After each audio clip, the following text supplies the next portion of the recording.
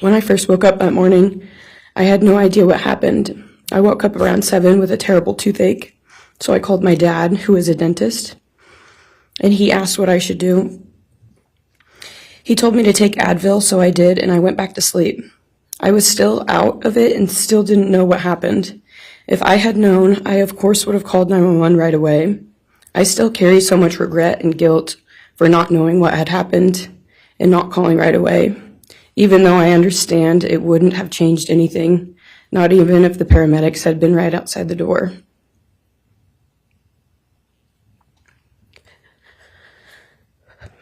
I was so frantic that morning and scared to death, not knowing what had happened. And when I made the 911 call, I couldn't even get out the words. And from then on, I don't remember a thing. It was like my brain wiped that whole memory. That was the worst day of my life, and I know it always will be.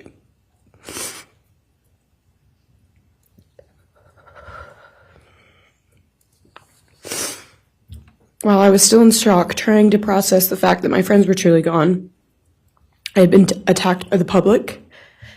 I was grieving, numb, and unsure of what had happened was even real. And at the same time, I was getting flooded with death threats and hateful messages from people who did not know me at all or know the dynamic of our friendship. Social media made it so much worse, and strangers made up stories to entertain themselves. The media harassed not just me, but also my family. People showed up at our house. They called my phone, my parents' phones, other family members' phones, and we were chased while I was still trying to survive emotionally and grieve the loss of my friends. I hated and still hate that they are gone, but for some reason, I am still here and I got to live. I still think about this every day. Why me? Why did I get to live and not them? For the longest time, I could not even look at their families without feeling sick with guilt. I did not know what to say or what to do. I was terrified that my presence just made their pain worse, and I was still here when their kid, their siblings and their friends, their loved ones should have been here instead. After everything happened, I was afraid to go into my own backyard or alone in my house. I was scared that the person who did this would come for me next. I was always scared that the media would try to catch me at any moment of any day, even when I was just walking around my house. I made my parents close all the blinds during the day so no one could see me even in the slightest chance. I barely left the house, and when I did, I made sure I was never alone. I slept in my parents' room for almost a year. I made them double lock every door, set an alarm, and still check everywhere in the room just in case someone was hiding. And I still check my room every night before, and I double lock it. I have not slept through a single night since this happened. I constantly wake up in panics, terrified. Someone is breaking in, or someone is here to hurt me, or I'm about to lose someone else that I love. The fear never really leaves. For a long time, I could barely get out of bed, but one day I realized I have to live for them. They did not get the chance to keep living, but I do, and I will not take that for granted. So now every day I remind myself to live for them, and everything I do it with them in mind. I am still scared to go out in public, but I force myself to do things because I know that they would want me to keep living my life to the fullest. I am beyond blessed to still be here, and I refuse to take that for granted when they did not get a chance. Our house was not just a house, it was a home. It was where we laughed till we couldn't breathe, make meals, did crafts, binge watch reality shows, played games, and spent lazy days on the couch. It was movie nights, wine nights, morning debriefs, pranks, hot chocolate, cookies, and warmth. I will cherish those memories forever, and I will not let what happened erase how special our home was or how much those memories meant to me. Now I would like to share some bits and pieces of who they were as people and some of the memories that we shared. One of my favorite memories was Halloween, and we all went to Sigma Chi. But instead of partying, we just sat in an apartment, talking and laughing all night long. I do not think I've ever laughed that hard in my life. We did not care about the party, we were just happy to be with each other. Xana was 1 in a million. She was the life of the party.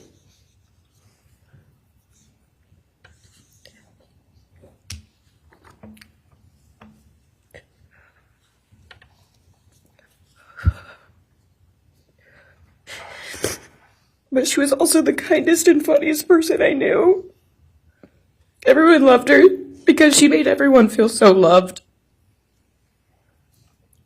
She was just someone you always wanted to be around, no matter the circumstance. One of my favorite days with Xana was when she laid on the couch, when we laid on the couch together all day watching movies and snacking. Or when she, Maddie, and I would go and get margaritas, chips, and salsa. She would also light up a room with her presence alone. Kaylee had the most beautiful, radiant smile. And she was so kind, but also one of the funniest people I've ever known. She loved playing little pranks. She always had us laughing so hard that we could not breathe. She was so full of energy and life. I really believe that she could have ruled the world if she wanted to, and she would have been America's sweetheart.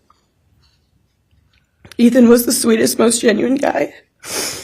He was always smiling and always making other people smile too. Ethan was the kind of person you wanted around. He was so kind and easy to talk to, and just so fun. And the way he cared for Xana was truly something to admire. And really was proof that storybook love and true romances really do exist. It was not only obvious to me, but everyone that was around Ethan and Xana that they were absolute soulmates. Maddie was not only one of my best friends, but she was the older sister I would have always wanted. There was no one I looked up to or admired more than Maddie.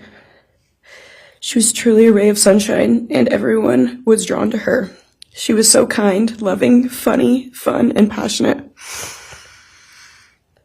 She had the sweetest soul and wanted nothing but the best for everyone, and to love and show love to everyone.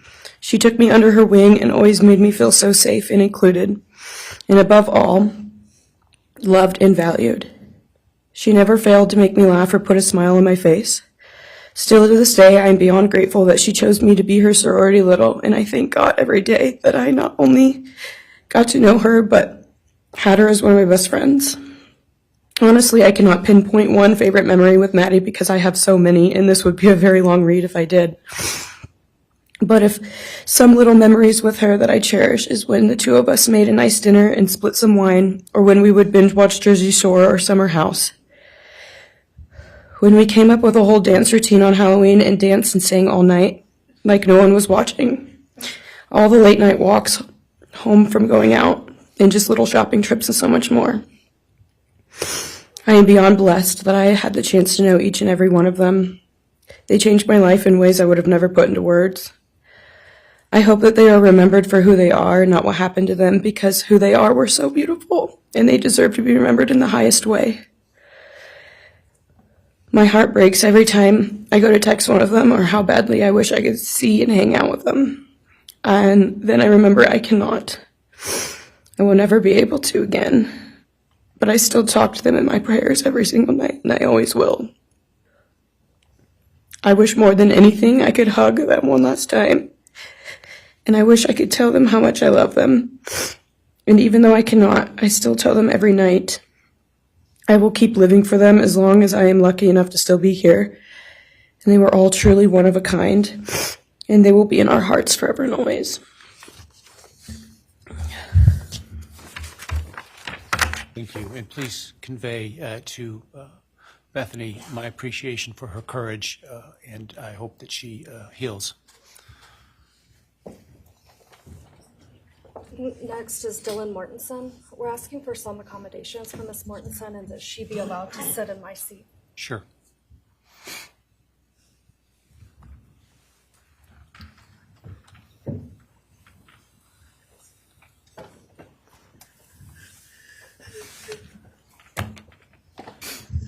Dylan, just take your time, all right?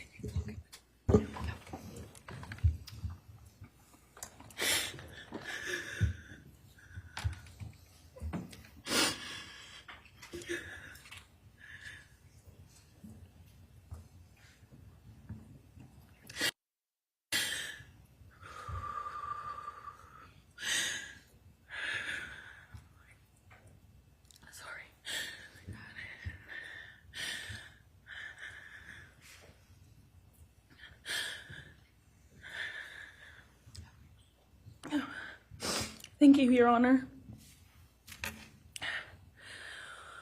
What happened that night changed everything. Because of him, 4 beautiful, genuine, compassionate people were taken from this world for no reason.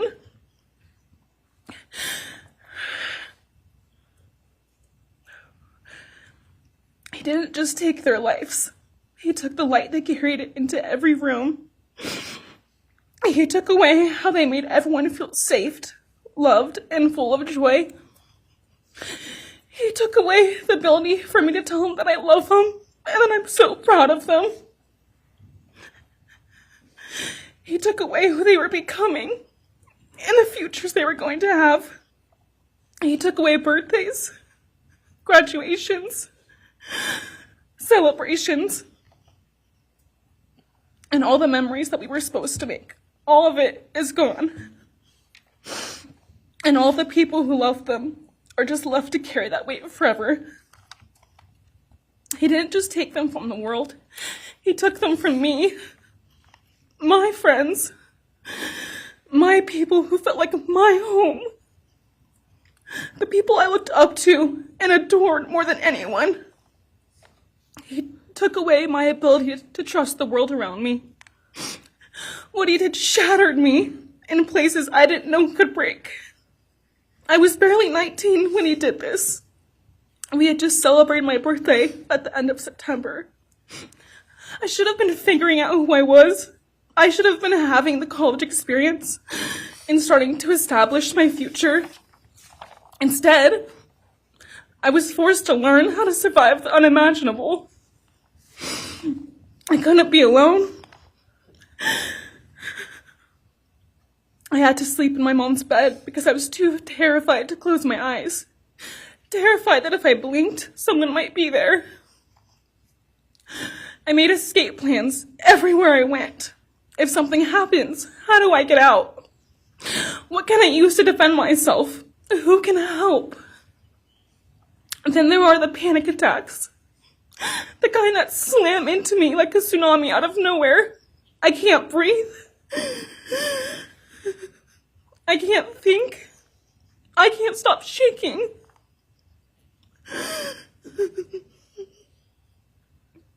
All I can do is scream because the emotional pain and the grief is too much to handle. My chest feels like it's caving in. Sometimes I drop to the floor with my heart racing, convinced something is very wrong. It's far beyond anxiety. It's my body reliving everything over and over again. My nervous system never got the message that it is over, and it won't let me forget what he did to them. People call me strong. They say I'm a survivor, but they don't see what my new reality looks like. They don't see the panic attacks, the hypervigilance, the exhaustion, the way I scan every room I enter, the way I flinch at sudden sounds. They don't know how heavy it is to carry so much pain and still be expected to keep going, and that's because of him. He stole parts of me I may never get back. He took the version of me who didn't constantly ask, what if it happens again? What if next time I don't survive?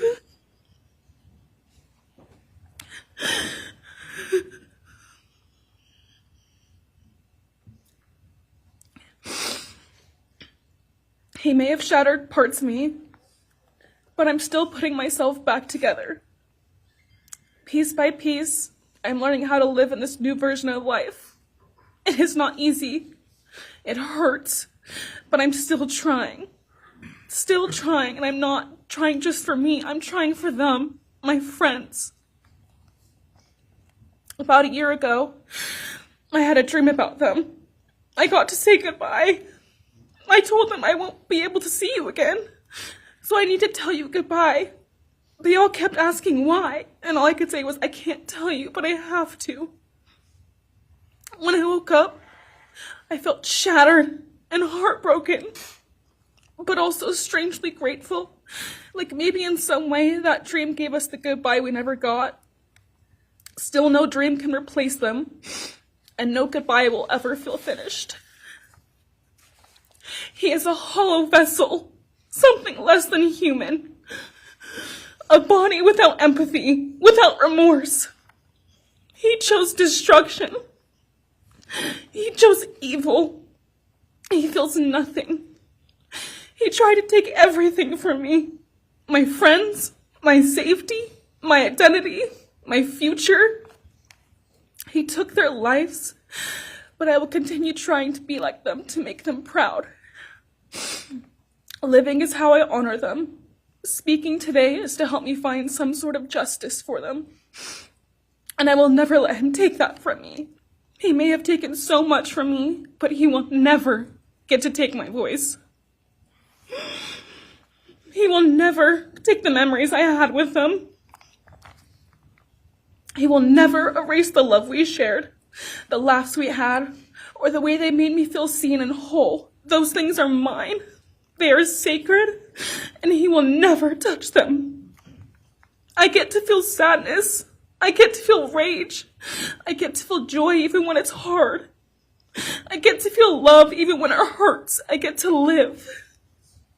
And while I will still live with this pain, at least I get to live my life. He will stay here, empty, forgotten, and powerless. Dylan, thank you so much for your courage. I appreciate it.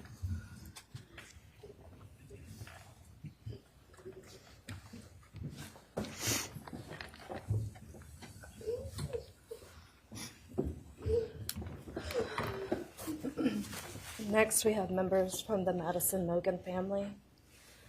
First would be Scott Laramie, Madison Mogen's stepfather.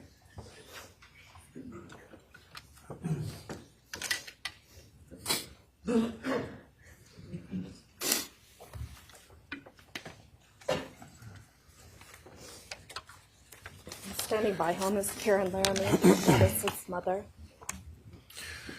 Thank you, Your Honor. My name is Scott Laramie. I'm Maddie Mogen's stepfather and the husband of Maddie's mother, Karen Laramie.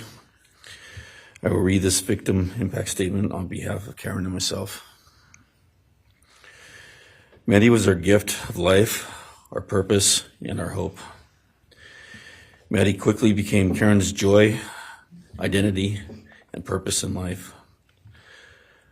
I joined Maddie's life when she was 2.5 years old.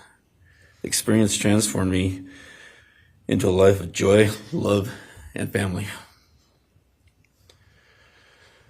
Maddie was bright, beautiful, kind, empathic. She listened carefully to others and was observant, seeing and caring about the hearts and the minds of all she encountered. She loved music and music festivals. She had a wonderful sense of humor. She excelled in school. She was an easy child to raise, almost never requiring discipline, and almost always giving us parental joy. One time Karen remembers disciplining Maddie as a little girl. Maddie responded, "You broke my heart," which of course melted ours. She had a keen wit, even at that young age. As she transitioned into teenage years, she prioritized us and extended family over many of the distractions that capture teenagers.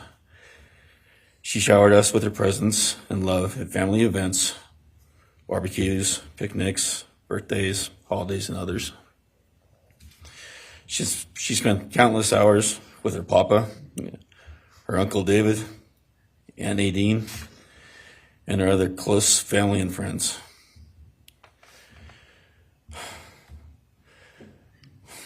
This world was a better place with her in it.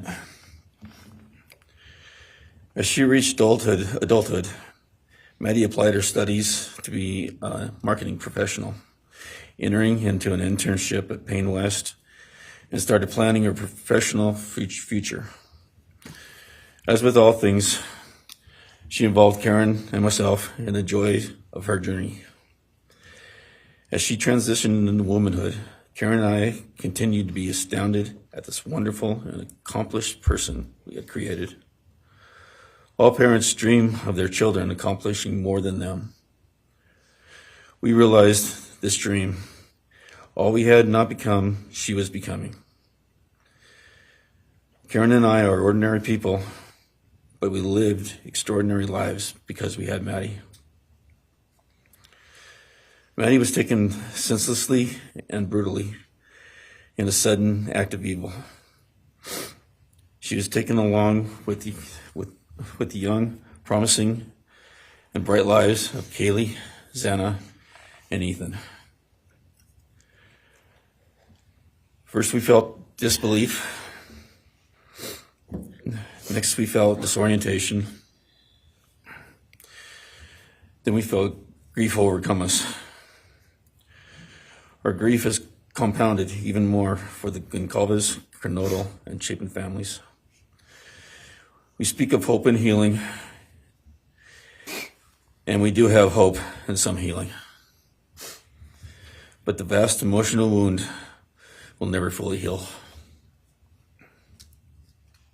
Since Maddie's loss, there's emptiness in our hearts, home, and family, an endless void. After losing her mother in a car crash, Karen took years to grieve and recover. The feeling that her life with Maddie and A was perfect helped her to start to heal. Now, this is no longer perfect. After Maddie's loss, Karen felt like she was spinning out, emotionally collapsing into anxiety and depression. She sometimes asks, how am I supposed to go on when I've lost my favorite person in the world? I felt the same, and we continue to struggle. The loss of Maddie has impacted so many beyond our family. Her second family is her sorority sisters who grieve alongside us. She has so many close friends who suffer from her loss. We will continue to be. Her loss will continue to be felt by the Vandal community, including Vandal Solutions on campus, where she volunteered her time for others.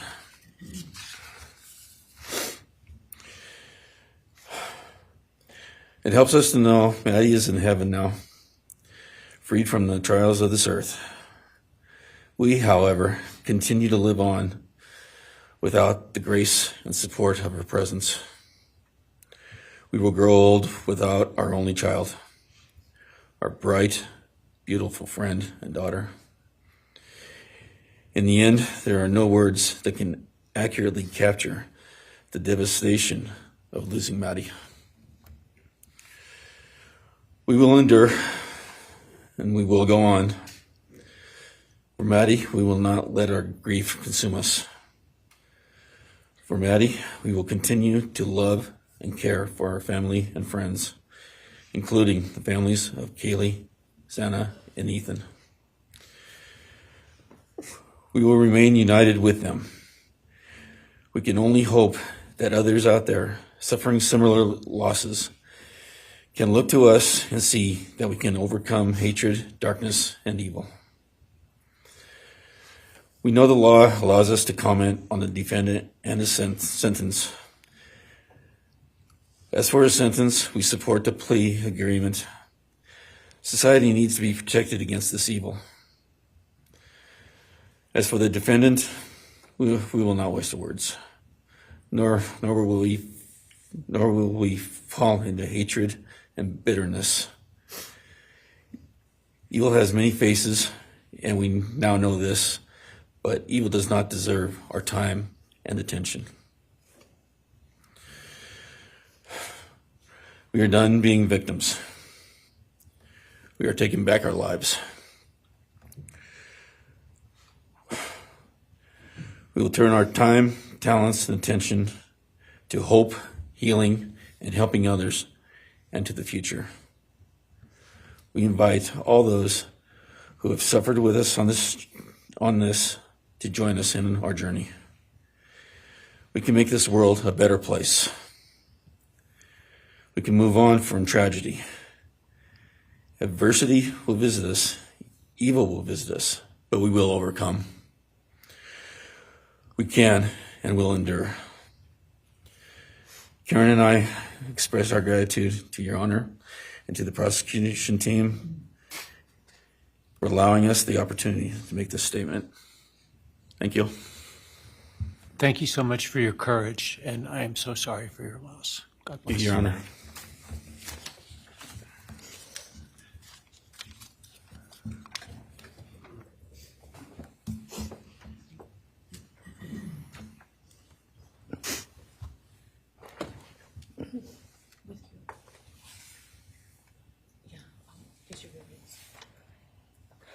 Your Honor, this is Leander James. He's the attorney for the Mogen family and victim advocate. He'll be reading a statement for Karen Laramie. May it please the court, counsel. My name is Leander James. I am the pro bono counsel for Karen and Scott Laramie. Karen has asked me to read this statement into the record. I thank my husband, Scott, for his statement, his courage, and his unending love and support during this dark time.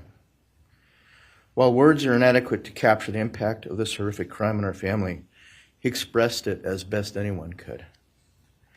For Maddie's sake, I will add my supplement statement that incorporates additional impact in the context of my extended family. I am grateful to Maddie's great uncle, Brian Caulfield, for assisting me with the difficult task of putting our pain into words. For me and my extended family, Maddie was our hope and our light.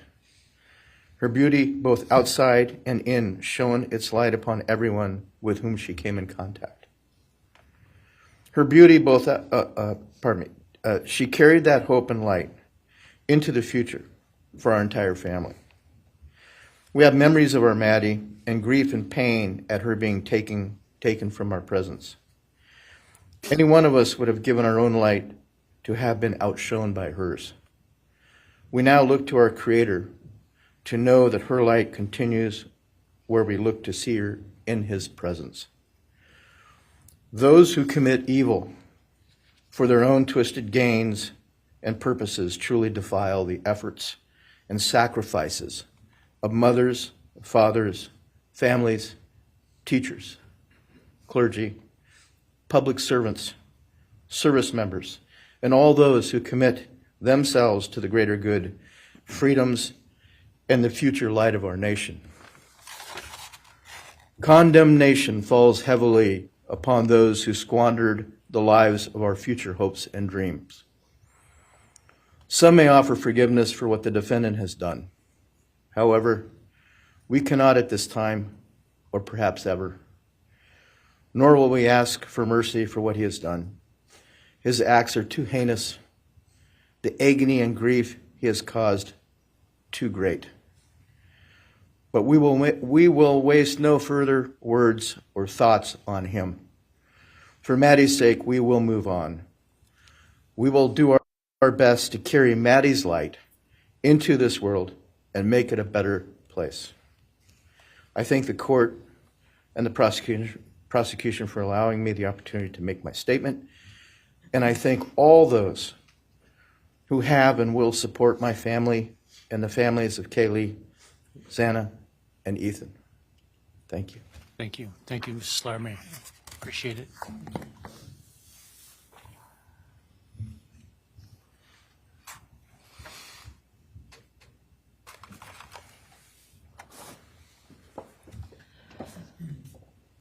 Next is Ben Mogen, the father of Maddie Mogen. Yes, of course. Actually, Your Honor, it'll be Kim Cheeley, the grandmother of Maddie Mogen.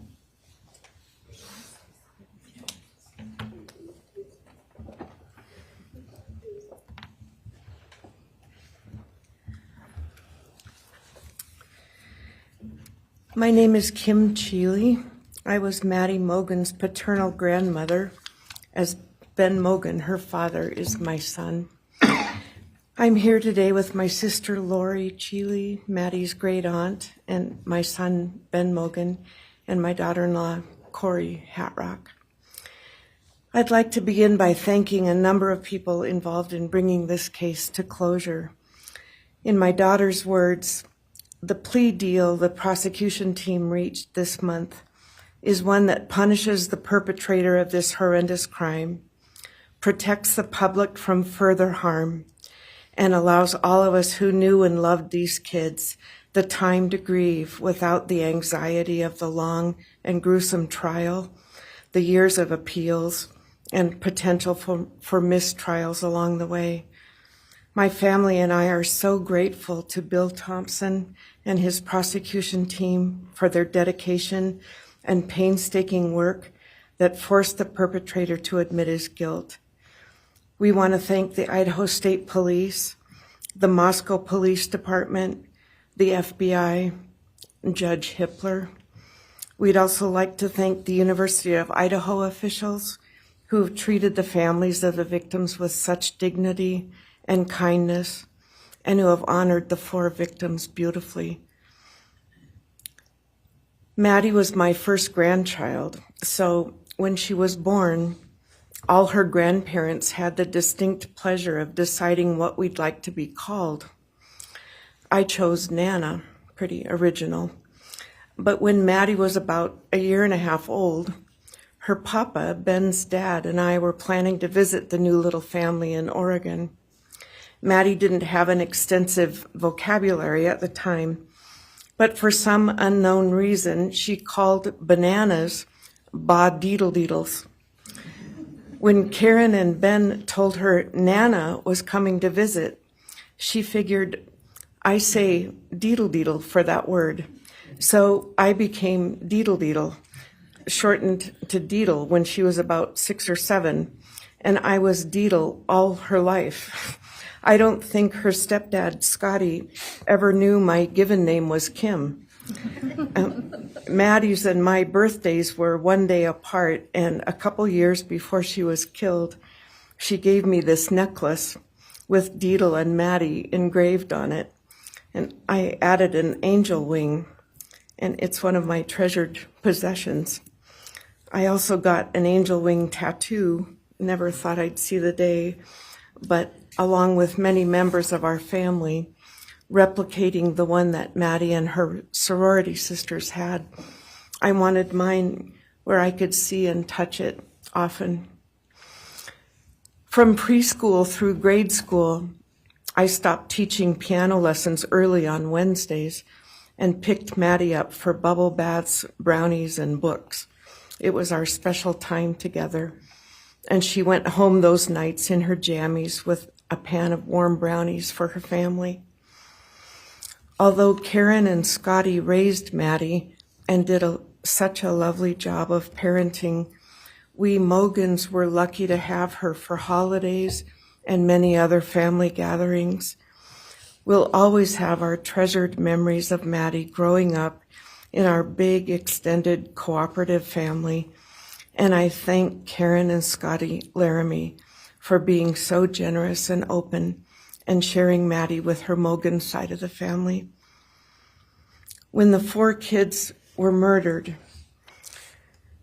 the foundation fell out of our world. Initially, the fear was truly debilitating.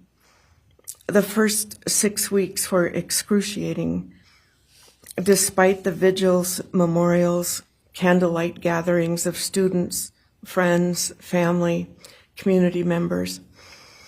After the arrest, in the past 2.5 years, my family has lived with grief, with the effects of traumatic grief, of which I was blissfully unaware before all of this. I now have a stack of books on grief. I've attended grief classes at hospice. I've tried EMDR, a technique that helps replace disturbing visions with something more comforting.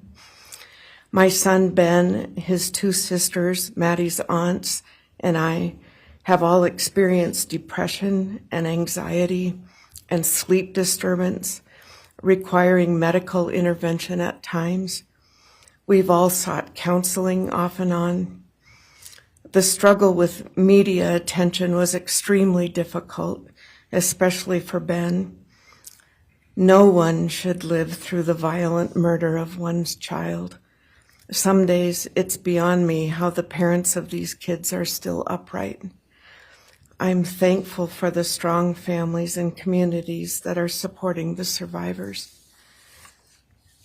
At the time, I could think of only two blessings surrounding the horrific murders. One was that Ben was living with my partner Tom and me at the time, and that we could support each other emotionally through it all. Sadly, Tom died a year ago of a rare brain cancer, and he won't be here to see justice served.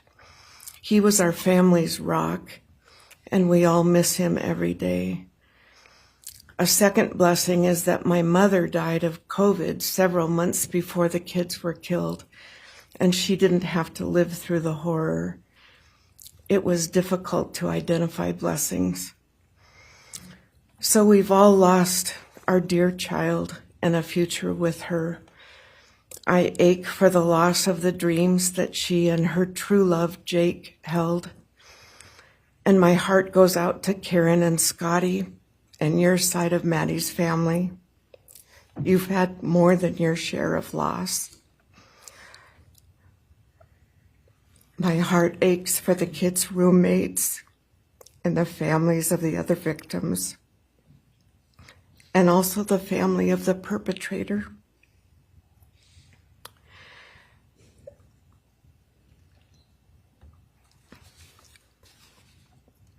Going forward, we Mogens are choosing to put our energy and focus into honoring Maddie's too short life and sweet spirit by celebrating Maddie May Day, which my two daughters established.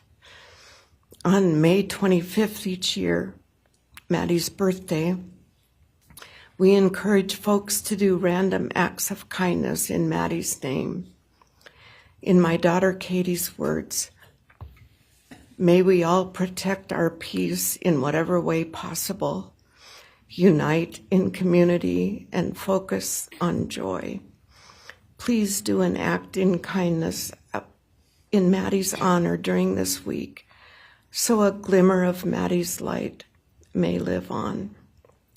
Thank you. Thank you, and I appreciate your courage, and bless you and your family. Thank you.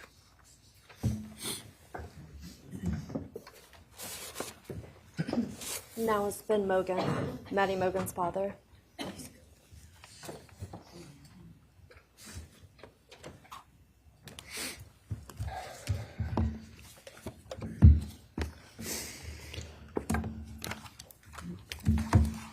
I'm Benjamin Mogen. I'm Maddie's dad. And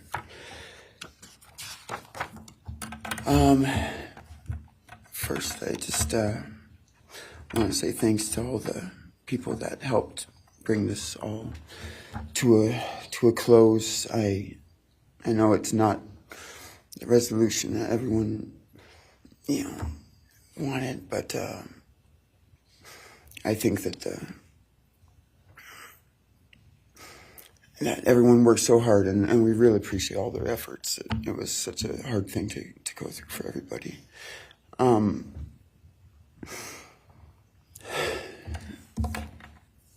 Maddie was my only child that I ever had.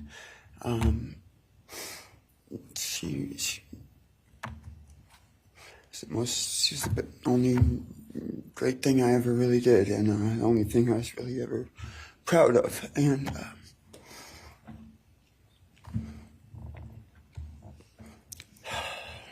I thought we would have the rest of our lives together to be together and to know each other, and I took for granted the times, she was in college, and I thought, oh, well, we'll have the rest of our lives to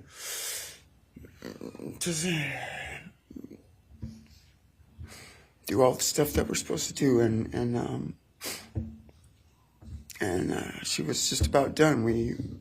She actually earned all of her credits for her college degree, and Karen and Scotty and I got to go and get her diploma that she actually earned, and she deserved every bit of that. And but I thought that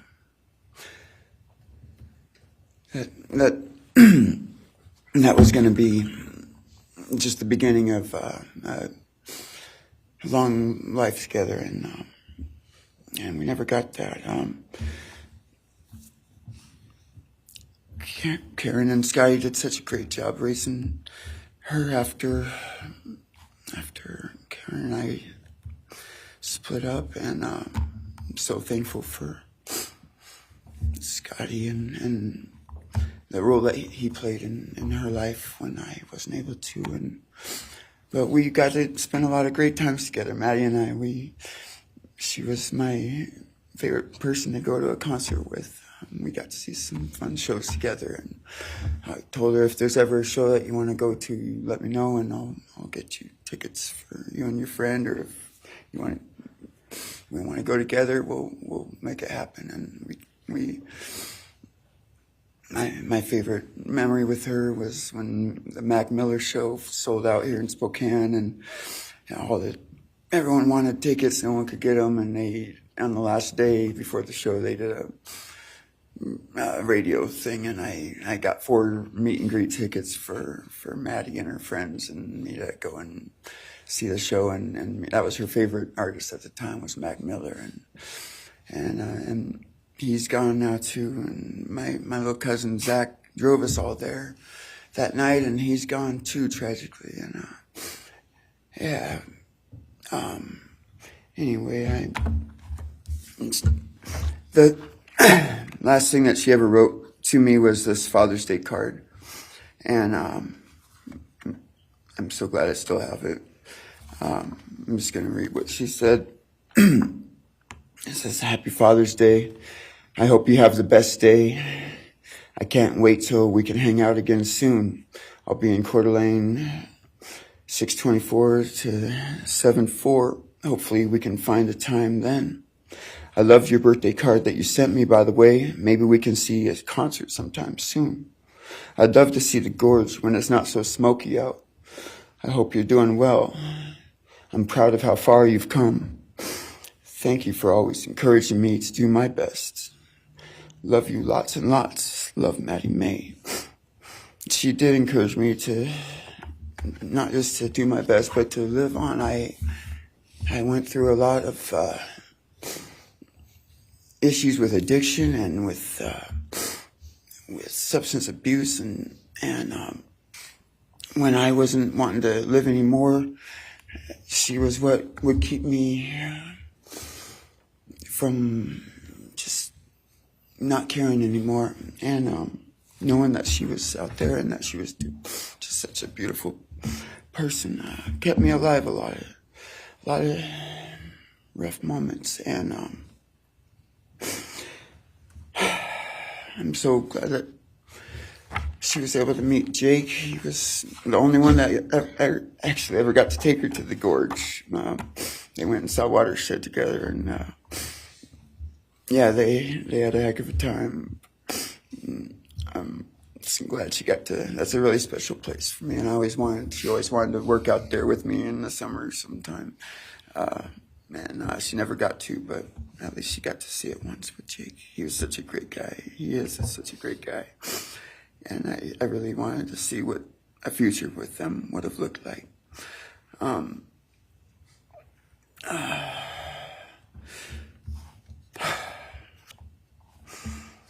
I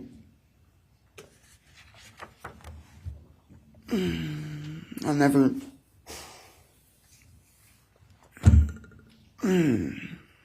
be able to replace her. I wrote a bunch of stuff. I just don't know what to say right now. I just miss her so much, and I just love her more than anything. And this shouldn't have happened. And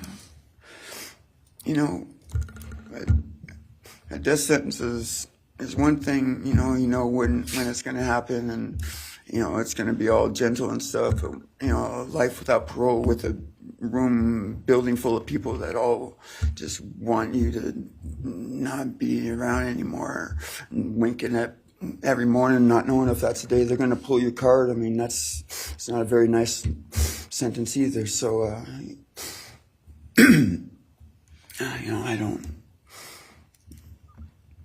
I just love you, Maddie, and I wish you were still here. Thank you so much.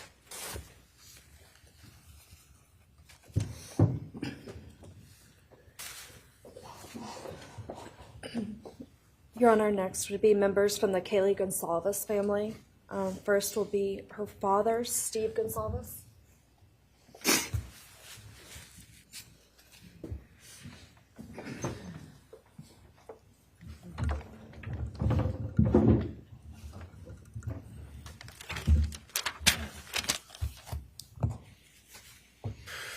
Today, we are here to finish what you started. Today, you've lost control. Today, we are here to prove to the world that you picked the wrong families. The wrong state, the wrong police officers, the wrong community. You tried to break our community apart. You tried to plant fear. You tried to divide us. You failed. Instead, your actions have united everyone in their disgust for you. I just learned from these lead investigators, to their shock, they worked in an investigation and actually worked with Pennsylvania police officers and the federal FBI. You united everyone. Everyone was united after you. None of us are divided. We are united in our disgust and our love for these children. Today you have no name. Because when this all started, we all came together and we said, let's stop even talking about his name and just use initials. So even the media just calls you BK. That's all you are. Looking back when the police officers knocked on my door, told me what happened to my child, told me what happened to Maddie Mae, I don't think he was even out of the driveway before my kids turned around, looked at me and said, what do we do, Dad? I told them, you get to work. You get your ass to work. And we started calling, we started texting, we started emailing. And you know what? Within hours, we had your white car on camera. We knew from the very beginning we had you. Police officers tell us within minutes they had your DNA, like a calling card. You were that careless, that foolish, that stupid. Master degree, you're a joke, complete joke. But we took this disaster and we did what we could. We put everything online. We took our kids, we took our images, we took everything that they did, their videos, their photos, the girls' pranks, Ethan singing. We put it out there, we shared it with the world. And the world united. And all they ended up, when they talked about this case, is they talked about Kaylee Jade, Maddie Mae, Xana, and Ethan. Everything what these people meant to us, a father, a mother, a brother, a sister, we shared that with our community. Then we shared it with our state. We shared it with the country. And eventually we shared it with the world. The world's watching because of the kids, not because of you. Nobody cares about you. You're not worth the time, the effort to be remembered. In time, you will be nothing but 2 initials forgotten to the wind. No visitors, nothing more than initials on an otherwise unmarked tombstone. From this moment, we've all started. From this moment, we will forget you. We want to all leave in closing. One last thing. You picked the wrong family, and we're laughing at you on your trip to the pen. That will be today or tomorrow. I'll close with, God bless all the men and women that worked on this case and all the hard work that you guys did.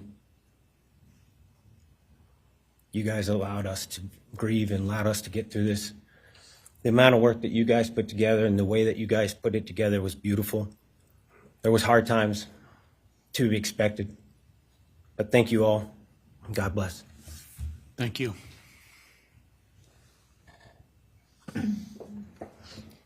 Your Honor, next is Stephen Goncalves, Kaylee's brother.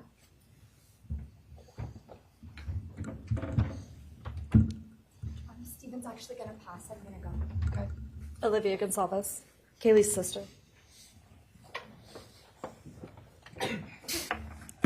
Hello. I'd like to start by thanking the court for allowing me the time and opportunity to speak today. My name is Olivia, and I am the big sister of Kaylee Goncalves, and I was blessed to love Madison Mogen as a sister too. I'm not here today to speak in grief. I'm here to speak in truth. Because the truth is, my sister Kaylee and her best friend Maddie were not yours to take. They were not yours to study, to stalk, or to silence. They were 2 pieces of a whole, the perfect yin and yang. They are everything that you could never be. Loved, accepted, vibrant, accomplished, brave, and powerful. Because the truth about Kaylee and Maddie is they would have been kind to you. If you had approached them in their everyday lives, they would have given you directions, thanked you for the compliment, or awkwardly giggled to make your own words less uncomfortable for you. In a world that rejected you, they would have shown mercy. Because the truth is, I'm angry. Every day I'm angry. I'm left shouting at the inside of my own head everything I wish I could say to you. The truth about me is when I heard the news, I didn't cry. I listened for them. I promised them I would, that I would fight for them, that I would show up no matter what it cost me. I swore I'd never let them feel alone. Because you see, I've always been their heavyweight. I've always been the one to fight the battles they didn't feel ready to fight themselves. All it ever took was a call, and they knew I would handle it for them, no matter the time, no matter the cost. They could wave their white flag because they knew I would never back down, not for them, and not even death could change that. Somewhere along the line, I started to think about what I would say to them if I was given just one last chance. If I could gather enough heartbreak or love or sacrifice or whatever it took to get just one message across, what would I say? Throughout this entire process, I've written my feelings down at every moment, my wishes, my love, my denial, my anger. And as one final act of love, I'd planned to read these thoughts, even jarring and discombobulating and not even making sense. Because for me, that was true love. As bare and as naked as it could be, not laced in pretty words or dressed for the occasion, but written through bleary eyes at 2 a.m. with clenched fists, angry at this reality. My true final act of love was to continue on without them, for them. That dream to read aloud my love to them, to bring meaning through pain, was the latest blow in realizing you don't deserve it. And Kaylee and Maddie don't need it. Kaylee and Maddie have always known my love, and they would never ask me to prove it by further victimizing myself to a defendant who has shown no guilt, no remorse, no apprehension. They would say to me, "Why would you give the satisfaction of showing vulnerability now? You promised you would never back down." And for that clarity, I'm thankful. I won't stand here and give you what you want. I won't offer you tears. I won't offer you trembling. Disappointments like you thrive on pain, on fear, and on the illusion of power. And I won't feed your beast. Instead, I will call you what you are: sociopath, psychopath, murderer. I will ask the questions that reverberate violently in my own head, so loudly that I can't think straight most any day. Some of these might be familiar, so sit up straight when I talk to you. How was your life right before you murdered my sisters? Did you prepare for the crime before leaving your apartment? Please detail what you were thinking and feeling at this time. Why did you choose my sisters? Before making your move, did you approach my sisters? Detail what you were thinking and feeling. Before leaving their home, is there anything else you did? How does it feel to know the only thing you failed more miserably at than being a murderer is trying to be a rapper? Did you recently start shaving or manually pulling out your eyebrows? Why November 13th? Did you truly think your Amazon purchase was untraceable because you used a gift card? How do you find it enjoyable to stargaze with such a severe case of visual snow? Where is the murder weapon, the clothes you wore that night? What did you bring into the house with you? What was the second weapon you used on Kaylee? What were Kaylee's last words? Please describe in detail the level of anxiety you must have felt when you heard the Bearcat pull up to your family home on December 30th, 2022. Which do you regret more? Returning to the crime scene 5 hours later, or never, ever going back to Moscow, not even once, after stalking them there for months? If you were really smart, do you think you'd be here right now? What's it like needing this much attention just to feel real? You're terrified of being ordinary, aren't you? Do you feel anything at all? Or are you exactly what you always feared? Nothing. If you're so powerful, then why are you still hiding, defendant? You see, I'm here today as me. But who are you? Let's try to take off your mask and see. You didn't create devastation. You revealed it in yourself. And that darkness you carry, that emptiness, you'll sit with it long after this is over. That is your sentence. And it was written on the wall long before you ever pled guilty. You didn't win. You just exposed yourself as the coward you are. You're a delusional, pathetic, hypochondriac loser who thought you were so much smarter than everybody else. Constantly scolding, turning your nose up to grammar mistakes, nitpicking and criticizing others. You wanted so badly to be different, to be special, to be better, to be deep, to be mysterious. You found yourself thinking you were better than everyone else, and you thought you could figure out the human psyche and see through it, all while tweaked out on heroin. Lurking in the shadows made you feel powerful because no one ever paid you any attention in the light. You thought you were exceptional, all because of a grade on a paper. You thought you were elite because your online IQ test from 2010 told you so. All of that effort just to seem important. It's desperate. There is a name for your condition, though. Your inflated ego just didn't allow you to see it. wannabe. You act like no one could ever understand your mind, but the truth is you're basic. You're a textbook case of insecurity disguised as control. Your patterns are predictable. Your motives are shallow. You are not profound. You're pathetic. You aren't special or deep, not mysterious or exceptional. Don't ever get it twisted again. No one is scared of you today. No one is intimidated by you. No one is impressed by you. No one thinks that you are important. You orchestrated this like you thought you were God. Now look at you, begging a courtroom for scraps.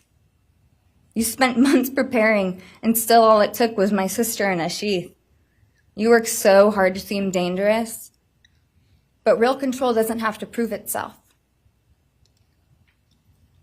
The truth is, the scariest part about you is how painfully average you turned out to be. The truth is, you're as dumb as they come.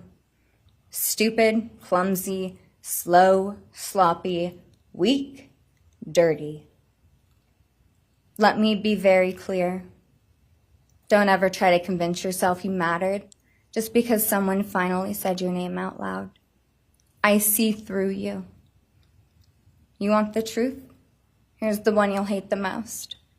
If you hadn't attacked them in their sleep, in the middle of the night, like a pedophile, Kaylee would have kicked your fucking ass. Thank you. Thank you.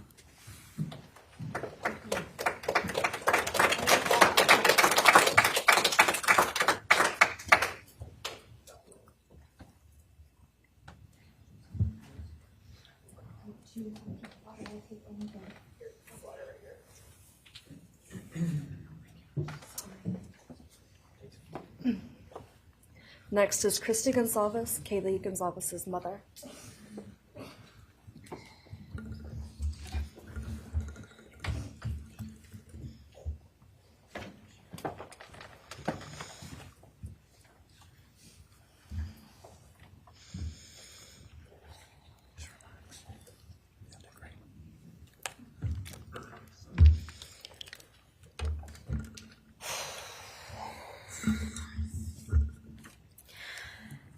Thank you, Your Honor. I never imagined having to speak to someone so devoid of humanity. For a long time, I didn't think I'd find the words low enough to meet you where you are. But now I realize this isn't about you. It's about what you've done to me, and I need you to hear it. When you murdered my daughter, Kaylee Jade Goncalves, you didn't just take her life, you shattered others. You attacked what you could never be, and in doing so, you left a trail of devastation far beyond that house. You stole my peace. You've altered my every waking moment, every sleepless night, the way I view the world, people, safety, trust. It's all been changed by your cruelty. I no longer recognize parts of myself. Joy is harder to find. Laughter feels foreign. The world moves forward, but I'm suspended in a place of sorrow and rage. You've taken from me something that can never be restored. The grief sits with me every day, some days quietly, and other days so loud it drowns out everything else. The emotional toll you've inflicted on me is immeasurable. I live with a constant ache, with birthdays that are now memorials, with holidays that feel hollow, with empty chairs that scream louder than words ever could. I am forever changed. But for you, as a person working on a PhD in criminal justice, you really didn't think this one through. You're not that good. In fact, you're not that good at anything. You couldn't secure a job. You couldn't get along with others. You couldn't even get a female to look in your direction. All because you are pathetic. Now you're a joke in this courtroom. I wish I could crown you with a jester hat to complete your orange jumpsuit clown look. A dead killer doesn't kill again, So while I'm disappointed the firing squad won't get to take their shots at you, I'm confident that the men in prison will have their way with you in more ways than one. You will finally get what you wanted, physical touch. Just probably not how you were expecting it. See, you haven't beat the system. You've simply entered a new one, where the rules are cruel and the consequences will never end.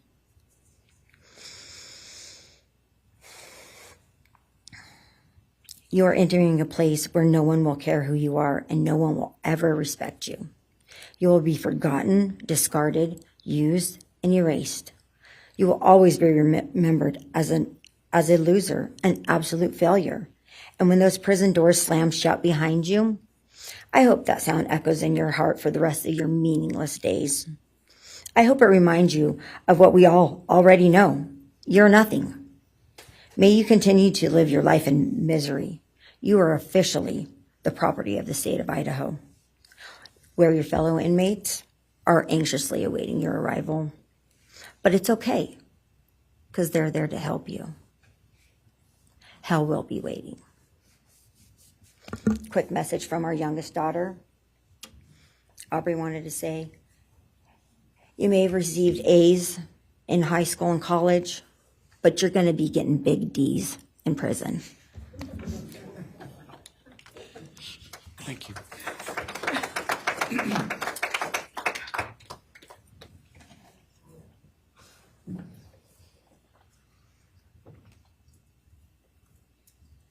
Do we have more from the Goncalves family, or are you? Yes. Next would be Shannon Gray, the Goncalves family attorney. He'll be reading statements from Kaylee Goncalves' grandmothers. Well, Morning, Your Honor. Shannon Gray, the attorney for the Goncalves family. I actually have 3 statements, one from her aunt and 2 from her grandparents. This is from her aunt, Tammy Butts. You, in the cloak of darkness, made a decision to turn our whole family's world upside down forever. You, in the cloak of darkness, took our Kaylee J. Goncalves away from us all without hesitation. Never have you shown any remorse or regret. We just get creepy, non-expressive stares as you have your team of women defend you. Kaylee was a strong, kind, fun-loving, caring person, and she will greatly be missed by all her family and friends for the rest of our lives. She had goals in life that you took from her and us. We lose on watching her enjoying her life, working hard and building the future she wanted.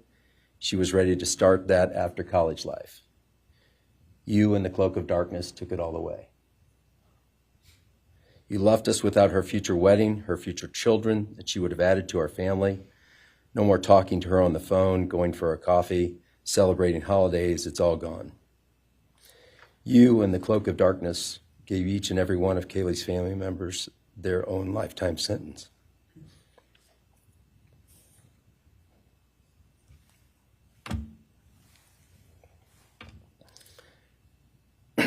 You, in the cloak of darkness, also took our Maddie Mae from all of us. She was so genuine, caring, polite. She was part of our family. You came in, harmed our children that were younger women than you in their own beds. You're nothing, you're a coward. It's not right that you have received life. I pray that you meet your end in the cloak of darkness, burn in hell. I have 2 other statements, Your Honor.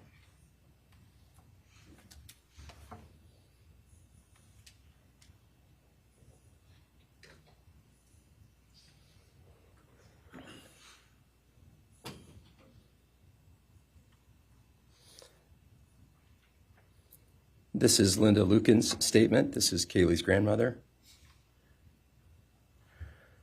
I really don't know how to address something so inhumane, but I will try. Nothing in the past 2.5 years has made any sense. All I get is you cowardly went into a home at night, filled with what I'm sure you thought was all sleeping girls, and went on a vicious killing spree for no other reason but to appease your demonic urges. You took my granddaughter Kaylee from us, plus 3 other beautiful lives. You took my granddaughter Kaylee, beautiful, sweet-souled, doll-faced Kaylee, who was getting ready to start her amazing life, who had such a bright future, who was loved by so many, who you were so envious of. She had a life you could never have. You are so beyond human. You're definitely a demon from hell. I truly wish your punishment would be the same death you inflicted on our kids. But I think you will meet some new friends in prison who will be there just to help you. Thumbs up.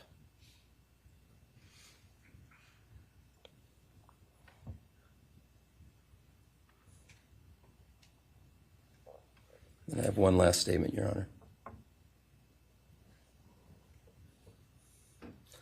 This is from Cheryl Goncalves, Kaylee's other grandmother.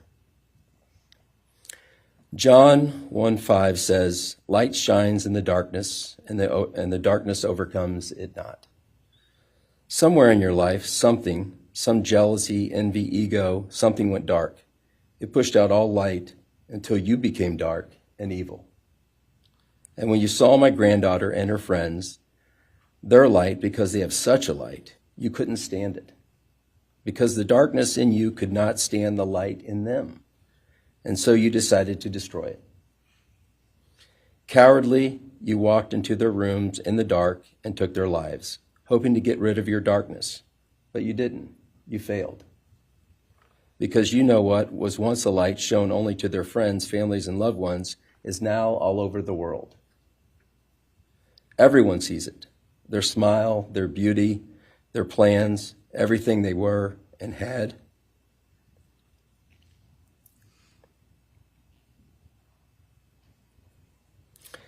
And you think you put a close to it, even that, but you didn't. Because they still exist. They are still light. They are still beautiful. You can never take that away. They will always be in the light of all eternity. And you will be in the darkness because you could not overcome it. You failed. I want you to be gone, more than gone. I want you to be cast out. Cast out from my life, from my family, from this earth. I will not allow your hatred to penetrate into my own soul. You did not get that power. You are evil, and in the end, evil is eradicated. You didn't take Kaylee's light, you spread it into the world. Thank you, Your Honor. Thank you. All right. Are you moving to a different family now? All right, why don't we take a 10-minute recess, all right?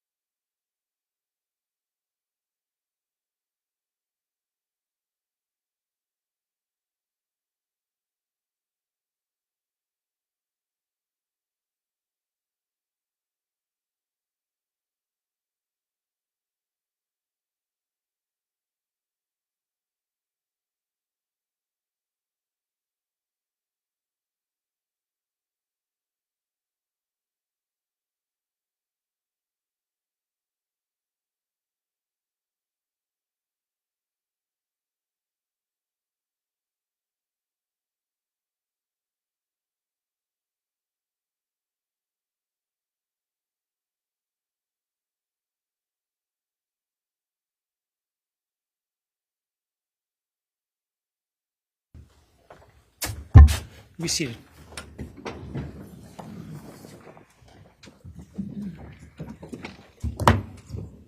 All right, Ms. Jennings. Thank you, Your Honor. The next family is the family of Xana Kernodle, and first would be Jasmine Kernodle, Xana's sister.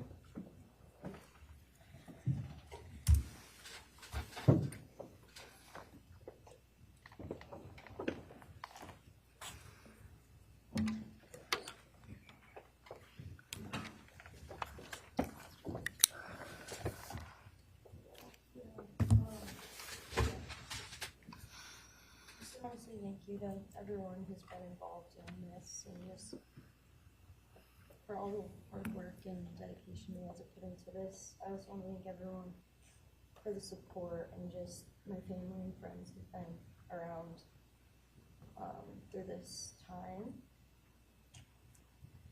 I went back and forth on whether to speak today because the truth is you don't deserve power over my feelings, my words, or me. Thank you. In the end, I realized this moment isn't about you. It's about justice for Xana, Ethan, Kaylee, and Maddie. It's about honoring the beautiful people they were and still are in God's eyes. On November 13th, 2022, a piece of my heart was ripped away. There's no way to ever fully describe the weight of losing my sister, my best friend. No sentence or punishment will ever come close to the justice Xana, Ethan, Kaylee, and Maddie deserve. Xana was everyone's best friend. She was kind, she was funny. She was a gift to each person she was able to make an impact on. Xana was someone I turned to when I needed direction or advice. Although I am her older sister, I often found myself looking up to her. She had a radiant energy that everyone loved, and she always knew the right way to approach a problem. She knew how precious and special life was, and she truly did live every day to the fullest. Yet her story was cut short by an act of evil. I believe in a God whose justice is not bound by this courtroom. I find peace knowing that judgment ultimately belongs to Him. For your sake, I hope one day you feel the full weight of what you did. I hope you take accountability. I hope you truly experience the guilt and you surrender yourself to Jesus Christ. Because no punishment on this earth can ever compare to the isolation and pain of eternal separation from God. Xana deserved more. They all did. But I come here to say this. I am strong. I am brave. I'm a fighter, just like Xana. And you don't get to control how I move forward or what I believe. I walk with the comfort of knowing I will see my sister again. Xana didn't get the future she deserved. She won't be the maid of honor at my wedding, the cool aunt to my future children. I'll never hear her laugh or see her light up a room ever again. But I will carry her with me for the rest of my life. I will live in her honor, fight to be the best kind of woman and someone she's proud of, to make sure the world never forgets who she was. Xana's story doesn't end with what was taken from her. It lives through the love she gave, the people she touched, and the legacy our family will protect. Her light still shines, and her voice will echo louder than this pain. You didn't take that from us, and you never will. Thank you.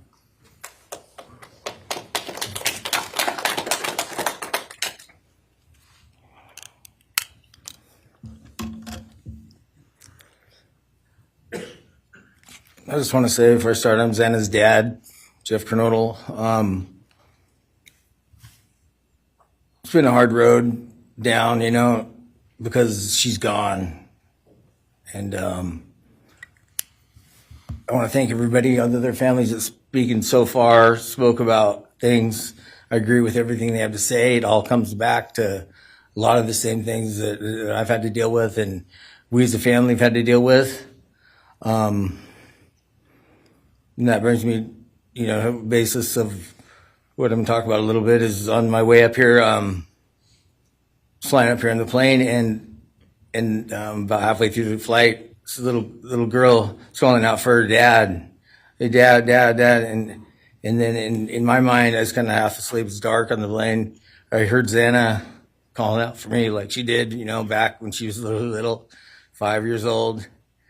And those times were hard. It was chaotic, but we always had something to work toward that was in a positive direction, compared to right now, which is necessarily not as positive as that for sure. And I miss Xana a lot.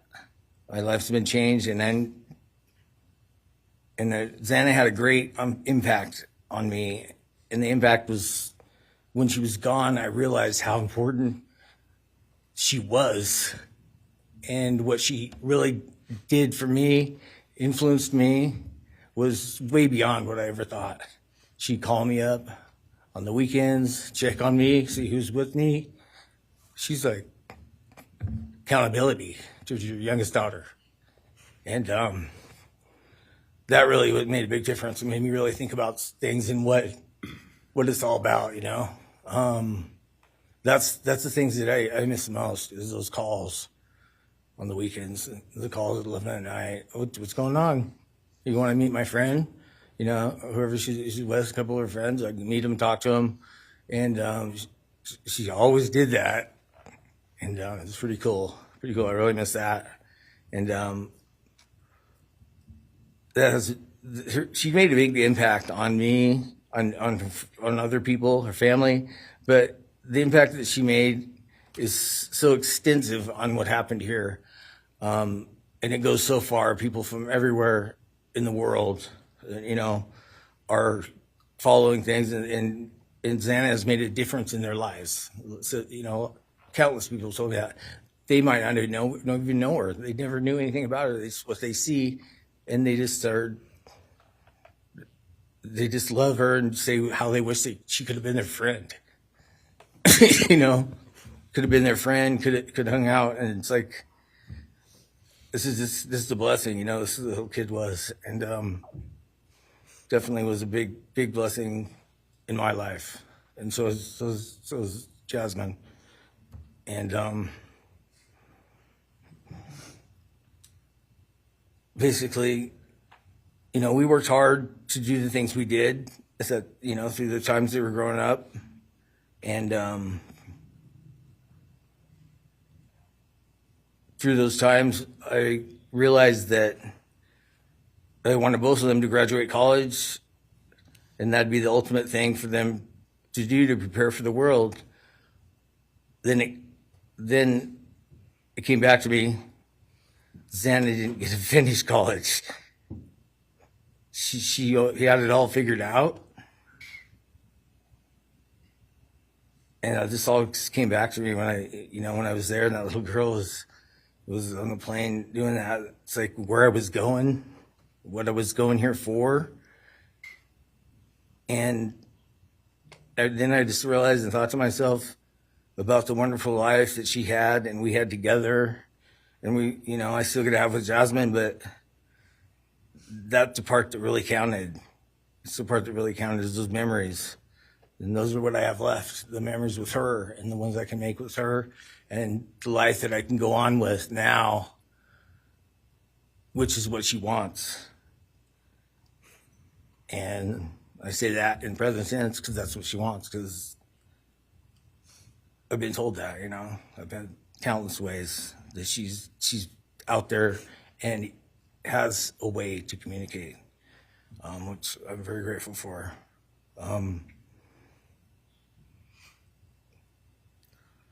That goes to say that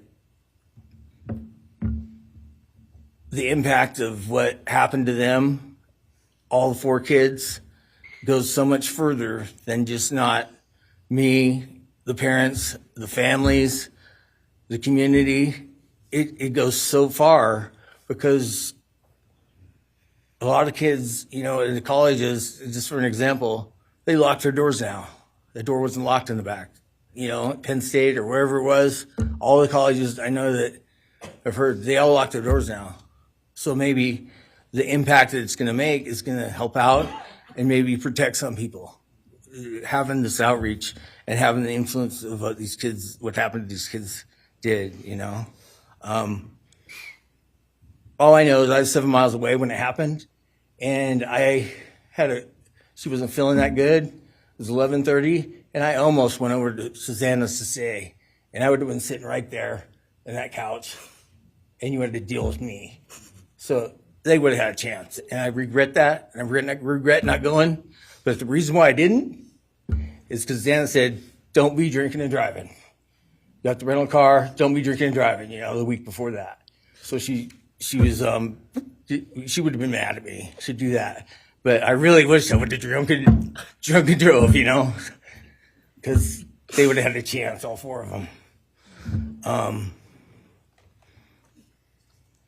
At this point, I just have to go on. We're going to go on with everything and make things better in my life, because that's what it's all about. About closure in things. And the part that we miss is Xana, her influence, her smile, the things that she did. And we have the memories left, the great memories. And she just wants us to make more memories and not be sad or upset or shocked or taken for that, And that's what we're going to do. We just have to. That's all I got. Thank you for your words and your courage, and bless your family.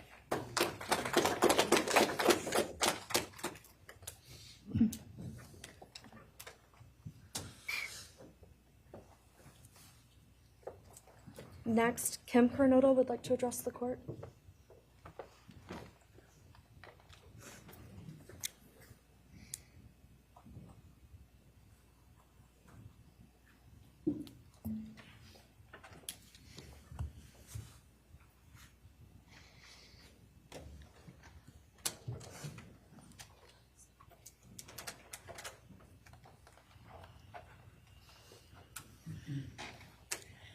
Thank you, Your Honor. My name is Kim Kernodle. I am Xana's aunt. I was very blessed to have her in my life, in our family. And I thought I had everything in my head, what I wanted to say, but it kind of went out. And I'm always looking for the positive thing, because evil, hate, can destroy people. And that's what it started doing with our family. It created anger with our family members. And then I had to look, because Xana was everything that the media, her friends said. She was that fun, loving, high-spirited, beautiful person. And I no longer get to get my nails done with her, have lunch with her.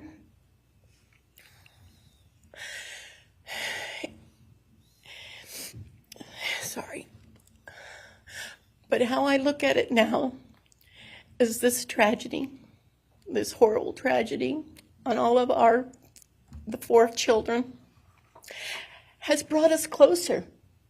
You united us with your actions. We're united now, and we're stronger than ever. We have family and friends now that we never knew we had. And, this is probably going to bother everybody, but Brian, I'm here today to tell you I have forgiven you, because I no longer could live with that hate in my heart. And for me to become a better person, I have forgiven you. And anytime you want to talk and tell me what happened, get my number. I'm here. No judgment. Because I do have answers or questions that I want you to answer. And I'm here. I'll be that one that'll listen to you. Okay? Thank you, Your Honor. Thank you very much. My name is Stratton Kernodle, and I'm Xana's uncle, Jeff's brother. Sitting here today listening to all the stories and feelings and feeling the pain from everybody is a pretty powerful thing. It's each time a statement was read, it sort of would tug into my center core as I felt everybody's anguish. And Xana meant a lot to us, and we loved her very much. But I started thinking about, instead of rehashing everything that everybody else has talked about, I wanted to direct it another direction toward Brian and what he's done to his family, his parents, his siblings, his friends, his universe. He has contaminated, tainted their family name, and pretty much made a horrible, miserable thing to be ever related to him. And I know that that's what he has to live with, and that has to be his pain. And that's all I have to say. Thank you.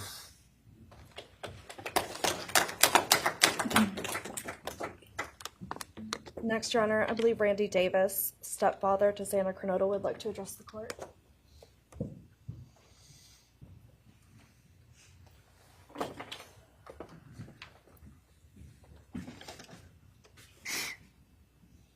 Hi, my name's Randy, stepdad of Xana. I just feel the same way we all do. All of us are united because of something that happened, and I'm grateful to know and have met some new family because of this awful event. But this is probably the last time we're all going to be in the same room together, let's be real. So I can say, I love you all, and I feel your pain. And just God bless us all, you know? Just get through it. I had stuff wrote up. It was probably best I didn't read it out. Probably get kicked out of here. So, you know, I'll share one thing to you guys, not to you, with Xana. So I was working in North Dakota and came home, and Jazzy and Xana had taken our son Elijah and put him in a dress, makeup, and it was awful, you know. I was like, I don't know. She was funny. I told her she'd be in the movies and be somebody great one day like that. And now she is just above us as an angel with all the other beautiful kids. So let's hold that to our hearts, because this evil thing is not going to take nothing from us. You, man, I don't know what my limits are here, but I'm really struggling, dude. I am struggling, because I want to just be out in the woods with you, just so I can teach you about loss and pain. I love God. I wouldn't take your life. That's up to him. But I guarantee you, you are weak. God, I would just give a moment, man, 5 minutes out in the woods. Oh, man. Ooh. You're going to go to hell. I know people believe in other stuff. You're evil. There's no place for you in heaven. You took our children. You are going to suffer, man. I'm shaking because I want to reach out to you, but I hope you feel my energy, okay? Go to hell.